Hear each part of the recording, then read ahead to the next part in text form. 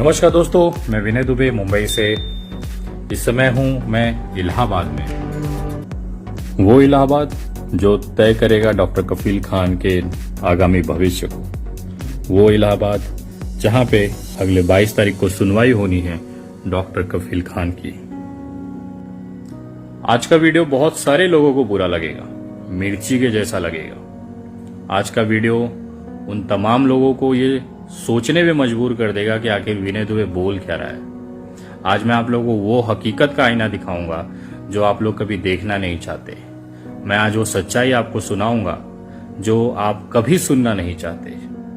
Doctor Kafeel Khan को आजाद कराओगे, doctor Kafeel Khan को रिहा कराओगे, कैसे कैसे कराओगे? सोशल मीडिया पे चिल्ला के, मोर्चे निकाल के, आंदोलन करके? मैं आपको बता रहा हूं, घंटा फर्क नहीं पड़ता, घंटा फर्क नहीं पड़ता सरकार को ना कोर्ट को। यह हकीकत है। हम कितनी भी आवाज उठा दें, कितना भी सोशल मीडिया ट्रेंड चला लें, कितने भी आंदोलन, कितने भी मोर्चे निकाल लें, एक रत्ती भर का घंटा फर्क नहीं पड़ता इस कोर्ट को, इस सरकार को। पिछले 14 तारीख से आज 18 तारीख तक मैं मुंबई से उत्तर प्रदेश आके दर दर भटक रहा हूं। मैं उस उम्मीद से हर उस व्यक्ति से मिल रहा हूं कि शायद ये डॉक्टर काफिल खान को छुड़ा दे, लेकिन मैं इस तरह से आज निराश हूं। एक ऐसा बंदा मुझे नहीं मिला जो ये कह दे कि विनय डॉक्टर काफिल खान रिहा हो जाएगा।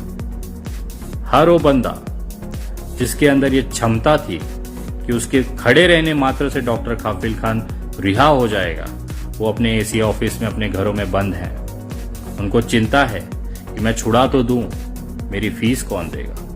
फीस पता है कितनी है? मैं जिंदगी में बहुत केसेस देखे, लेकिन डॉक्टर काफिल खान का केस मेरी जिंदगी का अनुभव बदल दिया। मैं जितनी आराम से इस केस को समझता था, बहुत भयंकर है। मैं आप लोगों को निराश नहीं कर रहा हूं, मैं वास्तविकता बता रहा हूं। मैं भी मीठी मीठी बातें कर सकता हूं, मैं भी आपको लालच या आपको लॉलीपॉप दे सकता हूं कि हाँ बस छूट जाएंगे, बस आ ही रहे हैं। आज जितने भी वो व्यक्ति हैं जो सक्षम हैं, कोई आगे नहीं आ रहा है। केवल एक जगह मामला आके रुक जाता है, पैसा, फीस। हम नहीं सक्षम हैं। एक आम इंसान के लिए अदालत नहीं है। रासुका जैसे मामले में तो बिल्कुल नहीं है। मैं उन तमाम क्रांतिकारी भाइयों से बोलना चाहता हूं, कुछ भी हो, कोई भी मामला चले, रासुका ना होने पाए। मैं आपको बता रहा हूं। और खास तौर पे रासुका ऐसी काला कानून है, इतने करीब से मैं उसे समझा। इतना भयंकर, एक नेता अगर गुस्सा हो जाए, अगर उसका ईगो हर्ट हो जाए, वो आपकी पूरी जिंदगी खराब कर देगा। वो आपके परिवार को खून के आंसू रुला देगा और आप घंटा कुछ नहीं कर सकते। कानून उनका, प्रशासन उनका, सरकार उनकी। कौन जज, कौन कमिश्नर, कौन एसपी सरकार के विरोध में जाए? आज आपको पता है डॉक्टर काफिल खान के खिलाफ जो एडवोकेट केस लड़ रहा है वो कौन है? गोयल सर। गोयल सर इस इलाहाबाद के सबसे ताकतवर एडवोकेट हैं, जो अटॉर्नी जनरल है उत्तर प्रदेश सरकार के। वो शख्स अपनी पूरी टीम के साथ डॉक्टर काफिल खान की रिहाई को ना हो, इसके लिए पूरी ताकत लगा देता है। और डॉक्टर काफिल खान की तरफ से कौन आता है?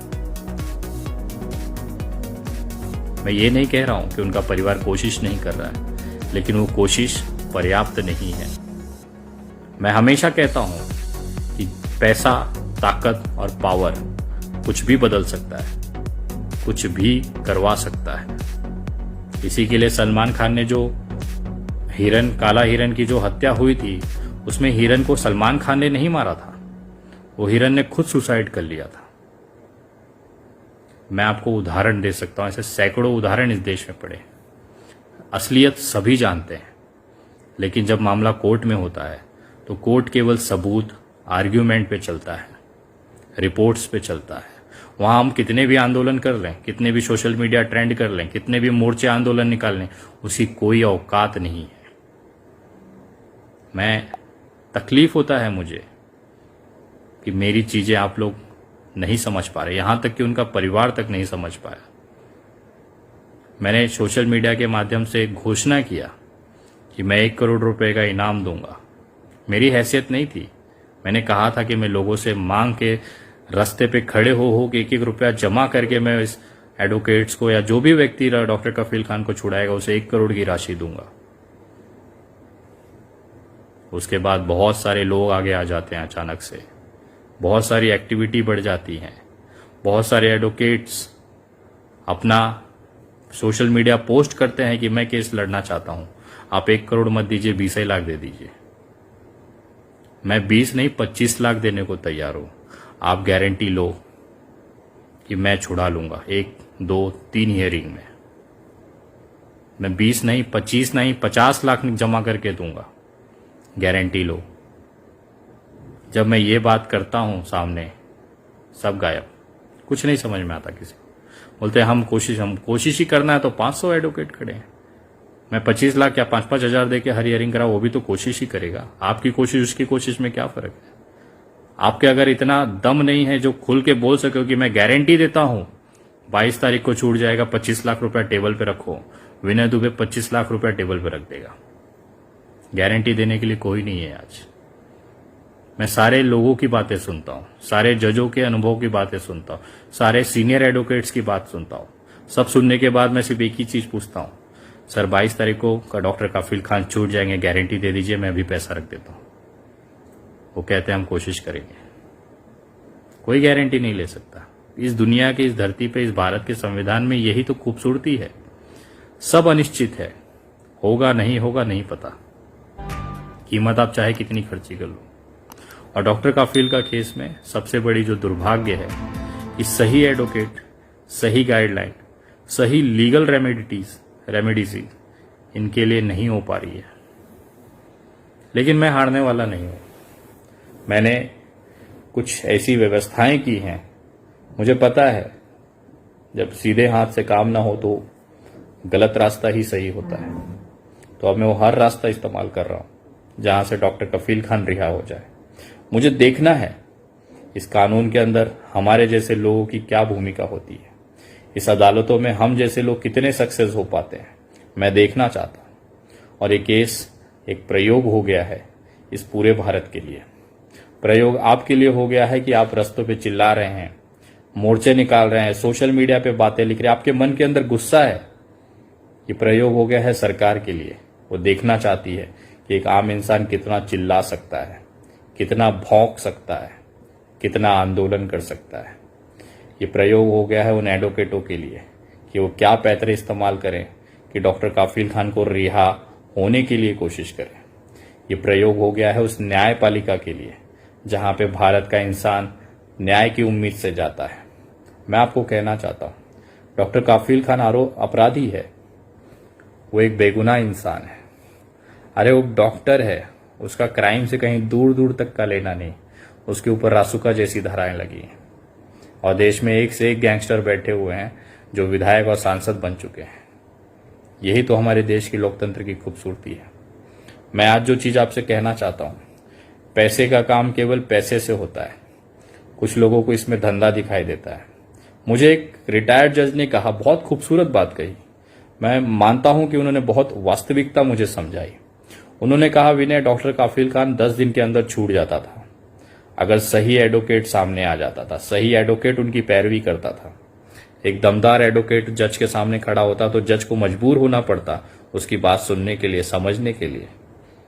दुर्भाग्य यह है कि जो सही सक्षम व्यक्ति था उन्होंने डॉक्टर कफील खान के साथ आने की कोशिश की और उनके ही लोगों ने, उनके ही समाज के लोगों ने उसको इतना आरोपित कर दिया, उसको इतना प्रताड़ित कर दिया, उसको सोशल मीडिया पे इतना दबा दिया गया कि वो बंदा घर बैठ गया।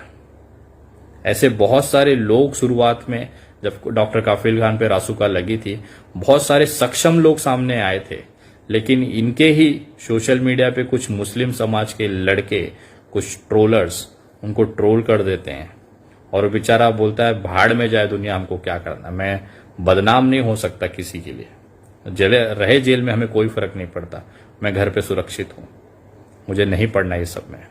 वो बंदा घर पे बैठा हुआ है, मैं नाम नहीं ले सकता। मेरी उनसे बात हुई, बोले विनय तू भी एक दिन इतना बदनाम हो जाएगा इस केस में कि लोग तुझे, यही लोग जिसके लिए तू आवाज उठा रहा है, यही लोग तुझे गालियां देंगे, उनके लिए तू एक धंधा कर रहा है, चंदे का धंधा। वो ये नहीं जानते कि जो एडवोकेट, इतने हायर लेवल के एडवोकेट एक बार खड़े रहने के लिए 2.5 लाख 5 लाख 10 रुपए की एक हियरिंग की फीस लेते हैं। वो हियरिंग की फीस आखिर डॉक्टर काफिल का परिवार कब तक दे पाएगा? 8 से 9 हियरिंग हो चुकी है, अभी पता नहीं कितनी हियरिंग्स होगी। क्यों, कैसे मैनेज करेंगे उसका परिवार? और तू आगे आया तो तेरे लिए भी वो बोले मैं सब देख रहा था तेरी चीजें, मुझे समझ में नहीं आया तो इतनी हिम्मत लाता कहां से है? इतना नेगेटिव हवाएं बहने के बावजूद तू इतना हिम्मत जमा कैसे कर लेता है कि इतनी आंधियों में भी तू खड़ा है? और सबसे बड़ा दुर्भाग्य उनको ये लगा कि देखिए, जिसके परिवार के लिए तू मदद करने निकला था, आखिर में उनकी पत्नी वीडियो बना के कहती हैं कि क्राउड फंडिंग मत करिए, हमें दुआओं की जरूरत है। उनको बहुत अटपटा लगा कि विनय आखिर तू किसके लिए कर रहा है, और उसके बावजूद भी तू मुंह उठा के इलाहाबाद चला आया। इतना बड़ा बेशरम है तू। अगर तेरी जगह कोई और होता तो बैठा होता घर पे कि भाड़ में जाए, अपने को क्या करना है, जिसका है वो देख लेगा। सारी चीजें होती हैं, लेकिन मेरे पता नहीं अंदर ये क्यों है, डॉक्टर काफिल खान से क्यों इतनी पर्सनल अटैचमेंट है मेरी कि मैं नहीं रोक पाता हूं अपने आप को। मैं आज आप तमाम लोगों से कहता हूं, इंसानियत अगर जिंदा होगी तो आप साथ दें। कुछ लोगों को ये धंधा लगता है, कुछ लोगों को ये पब्लिसिटी लगती है, लेकिन मैं एक लड़की का पिता हूं, मेरी 1.5 साल की बेटी है, डॉक्टर काफिल खान की भी 1.5 साल की बेटी है। मैं 14 दिन जेल रहा बांद्रा मामले में, डॉक्टर काफिल खान लगातार जेल में है। उस 14 दिनों में मैंने डॉक्टर काफिल खान की जिंदगी का एहसास किया। आज मुझे एहसास होता है, जिस तरह से मैं तड़पता था अपने परिवार से मिलने के लिए, अपने बच्चे को गले लगाने के लिए, कहीं ना कहीं वो एहसास आता है कि डॉक्टर काफिल खान के ऊपर क्या बीतती होगी, क्योंकि उनकी जगह कभी मैं था। मैं भी एक बेटी का पिता हूं, मुझे भी एहसास होता है।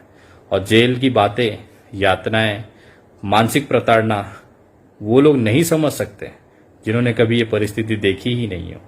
आज सोशल मीडिया पे बड़ी बड़ी बातें लिख सकते हो कि जेल से रिहा करा देंगे, ये करा देंगे, लेकिन एक एक दिन, एक एक घंटा जेल का इतना भयंकर होता है, वो आप महसूस नहीं कर सकते। वही सारे कारण है कि विनय दुबे आज इलाहाबाद बैठा हुआ है। मुझे कहीं ना कहीं लगता है ये केस कहीं ना कहीं अपनापन सा लगता है। मैं आप तमाम लोगों से कहना चाहता हूं, अगर इंसानियत बची है तो भले मेरा डॉक्टर काफिल का परिवार मुझे कुछ भी कहे, ये ट्रोलर्स मुझे कुछ भी कहें, लेकिन अब पैसे की वजह से इस केस को मैं ज्यादा दिन तक नहीं खींचने दूंगा। मैं नहीं चाहता कि डॉक्टर काफिल खान और महीनों भर जेल में रहें। मैं ये भी जानता हूं कि अगले 22 तारीख को सुनवाई में कोई रिजल्ट नहीं आने वाला। मैं ये भी जानता हूं कि इस केस में केवल पैसा ही एक ऐसी चीज है जो डॉक्टर काफिल खान को आजाद कराने के लिए सबसे बड़ी महत्वपूर्ण भूमिका निभाएगी, क्योंकि यही पैसा देश के सबसे बेहतरीन एडवोकेट्स, सबसे बेहतरीन जजों को हायर करके इस केस में लगाएंगे। मैं आप लोगों से एक बार फिर निवेदन करता हूं कि आप मुझे चाहे जितना बदनाम कर लें, आप चाहे मुझे कितने भी चंदे का धंधा व्यापारी बता दें, मुझे कोई दिक्कत नहीं है, लेकिन अब डॉक्टर काफिल खान की जो सुनवाई है वो पैसों के दम पर बढ़िया एडवोकेट्स, सीनियर एडवोकेट्स को हायर करके उनको खड़ा करने की जरूरत है, और उसके लिए अब जरूरत है अत्यधिक पैसों की। मैं आप लोगों से निवेदन करना चाहता हूं, आज मैं इलाहाबाद से मुंबई जा रहा हूं। मेरे बहुत सारे औद्योगिक मित्र हैं, इंडस्ट्रीज में लगे हुए मित्र हैं, उनसे मैंने कहा कि इस केस के लिए फंड की जरूरत है। उन्होंने दिल खोल के कहा कि विनय आओ, हम सब मिलकर कंट्रीब्यूट करेंगे।